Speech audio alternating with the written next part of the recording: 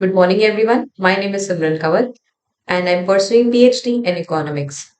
I've also cleared NET JRF examination recently.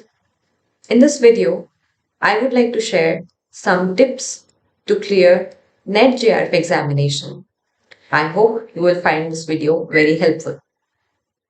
So, first of all, what is NET examination? NET stands for National Eligibility Test.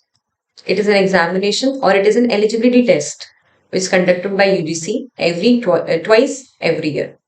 So, NET exam is the basic eligibility test that one must qualify to become assistant professor, whether in private college or in public college. So, according to the UGC norms, one must possess or one must qualify the UGC NET exam. So after that only he or she will be able to teach either in government colleges or to in the private colleges. Before starting to prepare for any exam, one must have a thorough understanding of the syllabus. So first of all, I would like to advise you to download the latest syllabus of the UGC NET exam from the UGC website only. So and to go through each and every topic given in the syllabus so that you can have an understanding in your mind that what all concepts and what all topics you will have to be prepared with before giving this exam. Now the net paper, this it has been divided into two parts, paper 1 and paper 2. Paper 1, as you can see, it has 50 questions and paper 2 contains 100 questions. The paper 1 is the general paper, no, which is common for all the subject, whether you give any, whether you belong from commerce, whether you give from economics, from English literature, or from any other subject. This is the general paper that one must qualify. So it contains 50 questions. Each question carry 2 marks, and there is no negative marking in the paper. In the or both paper 1 and 2, there is no negative marking, and the questions are in the form of MCQs. Now, in the paper 1, we have 10 parts: research aptitude, teaching aptitude, comprehension, communication, mathematical reasoning and aptitude, logical reasoning, data interpretation, information and communication technology, people development and environment, and the last one is higher education system. So, this is the basic structure of the exam of paper 1. So, in paper 1, how you are going to prepare for it, what books you will refer, and what all study material you will go across. The books that I would suggest for paper 1 is Arihant, KVS Madan, Truman. I have highlighted this book KVS Madan because this is the best book that I have studied for preparing for paper 1. It contains all the questions topic wise. First of all the concepts and following the questions. And if you will practice all those questions, you will have a good understanding of how the questions will be set and or how the questions come in the paper 1. So, first of all, practice is the key to clear any exam, whether any small exam is or any difficult, tough the examination is. You must also go through the previous year question papers. So the previous year question paper of paper 1 you will find in many books. You can get a separate book for paper 1 previous year questions, or I will also suggest in the upcoming slides a book which contains previous year questions for paper 1 as well as paper 2. So practicing the previous year questions will prove to be of immense help.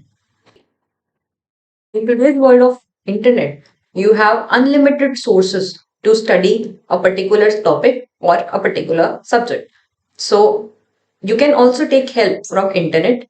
if you don't find or you don't understand a topic from book, you can also go through the internet. You can search it on Google or on YouTube. On YouTube, you will find various channels. For example, Byju's exam prep channel, which is a very good exam, which is a very good channel, which also proved very helpful in my preparation for the net examination. There are separate facilities provided on different apps also, where you can also attempt mock test, or you can even give a real time mock test, so that you can access your preparation and your where do you stand, and accordingly you can stress on those topics in which you are weak. Now coming to paper 2. Paper 2 again is divided into 10 parts: microeconomics, macroeconomics, growth development, international trade, public economy, money and banking, Indian economy, econometrics and statistics, mathematical economics, environmental economics, and demography. All the topics are very important, and you cannot even skip a one or two topic from the syllabus if you want to clear JRF exam. So, but special importance should be given to the first two topics, that is the micro and macro topics, because I have observed from the previous year question papers and the attempt in which I gave this exam, that 40 to 45 questions are being framed from the micro and the macro portion. So, special stress has to be given for the preparation of these two papers. Clearing your concepts in micro and macroeconomics will not only help you to clear the net exam, but also you will have a good understanding of the economics subject as a whole. So, these are the basic components, these two papers are the basic components of economics that one must be well equipped with. Now, I will suggest some books that you can refer for preparing for paper 2. In microeconomics, you can have Pindick Rubinfield, Kotsenius, H.L. Ahuja. If you do not want to know study from any foreign author's book, then you can definitely you can refer to this book, H.L. Ahuja. It is a very good book, and all the concepts are clearly and simply explained in this book.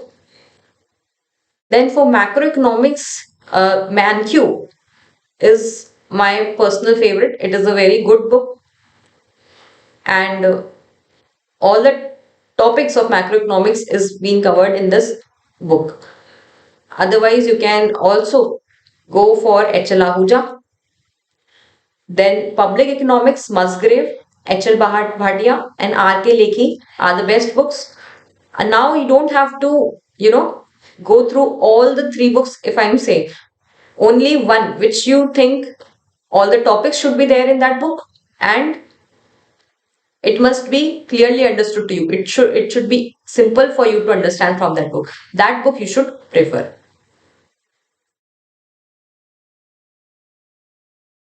Now moving ahead to international economics, we have Dominic Salvatore, M.L. Jingan, Paul Krugman. All these three books are very good, and international economics, or the topics are you know you must have an in-depth understanding of all the small things. No, what is depreciation, what is exchange rate, what happens when the exchange rate fluctuates, what is a mixed economy, and what is the fixed exchange rate system, what is the pegged exchange rate.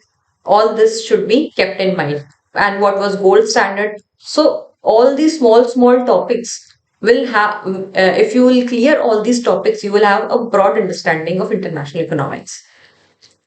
And definitely all these three books are very good. You can refer any one of them. Then for growth and development, I will suggest ML Jingle. It's a very conceptualized book, very simple to understand, and it has all the topics covered in it that will come in your net exam related to growth and development. Now for Indian economy, so for Indian economy, You can go through Mishra and Puri, and this particular paper in economics, if you want to prepare for net, then you can not only rely to any particular book, you also have to go through the various the indexes, or the surveys which are being conducted by the WHO, or the predictions made for the economy by the RBI, by WTO, and all this. You can also go through the budget, the economic survey, all the new policies that has been launched by the government in the recent 5 to 6 years. What these policies for, what are these about, for what is the target of the policies, and for which section of the policy, for which section of the society this policy is meant for. All these minute understandings of the current affairs, and you should have for preparing for Indian economy. Also, the trade balance that the country is having, the deficit, the CRR, the reserve ratios, exchange rate fluctuations, all this. But one thing you should keep in mind, that while you're collecting data relating to Indian economy, you should go to the official websites only. You should rely on the official websites only, and not on any unauthorized sources, because they may or may not be true. So if you, for example, if you use Twitter, then you can follow the official pages of, say, for the PMO, or the PIB, the Press Information Bureau, or the page, or some official account of the foreign minister, any minister, because these are the authorized sources. Whatever data that will be posted on that, from that account, it will be a valid data. Now, moving ahead, we have econometrics, which many students find very difficult, but it is not so. If you go through from this, if you study from this book, Damodar Gujarati, it's a book which is meant for beginners. It also comes for advanced econometrics also, but it's a very good book, and you will have a good understanding if you sequentially read it. Then statistics, for statistics, you can refer to S.P. Gupta. What, and for mathematical economics, Mehta Bandani is a very good book. All the topics have been covered in this book, and it is very simple to understand also. Now, what I have observed from the pattern of the net examination from the previous year question papers also, that most of the questions that come from statistics portion and from econometrics portion, these are repeated. So, not sometimes exactly repeated also, and sometimes the same concept is asked to you in a different form. Might be different topics can be used, can be asked interchangeably. For example, it can be asked that if there is autocorrelation or multicollinearity in the model, then which test should be employed, or uh, whether OLS can be used in that or not, and if OLS is used, then what will be its implications, whether the model will be efficient or not. So here it becomes very important for you to go through the previous year papers. I will suggest to go through the previous year question papers, but after you have completed the entire syllabus. Once you know, you have developed a broad understanding of the topics, that if it comes to your mind that what it is about, then you should able to understand it, or you should have in mind that it this particular thing is about this, and that you can only have by reading books. So first of all, try to cover the try to cover the topics from the respective books. and then only you move to the previous year question paper. So what happens when you solve the previous year question papers is that in a particular paper, you first of all, it will give you a good practice. You will have an understanding that how the questions will be framed from the syllabus and what has been the trend, and what type of questions are there which are being repeated every now and then, like in every 2 years or 3 years of, even there are some questions which comes, if alternatively, you can say. So, previous year question papers, solving them will give you a very good practice. It will also make you very confident about your preparation. Now, the book that one must refer to for getting access to the previous year question papers is R. Gupta. R. Gupta, it is a very good book. It comes in both Hindi also and English also. And it is not only for paper 1 but paper 2 also. For so both the papers, paper 1 and 2, this book R. Gupta, it has separate portions, and the previous year question papers, about 20 or 25 question papers are there. Okay? So, first of all, the question papers are there, then the key is given, the answers are given, and after the answers, a a short description or the short explanation for the questions are given. So, when you solve the previous year question papers, you are not only sticking to a particular paper or a particular topic, but you get access to your the scope of your preparation increases. So, solving one previous year question paper will make you understand various topics from all the papers and all those topics that are coming in again and again in this paper. Then for paper 2 also, you can take help from various channels which are there on YouTube, which provide free videos or various study materials related to paper 1 and paper 2 both.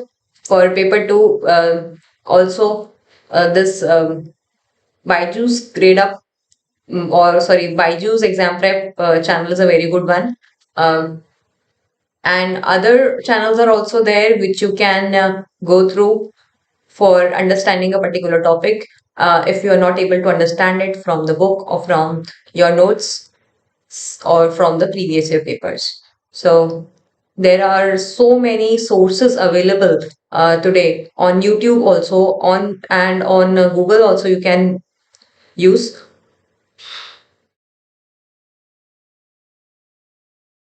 So I wish you all the very best for appearing in this exam. I hope you will try to understand the preparation process, or that I would like you to understand, and hope this video will try to be useful to you in preparation of this exam.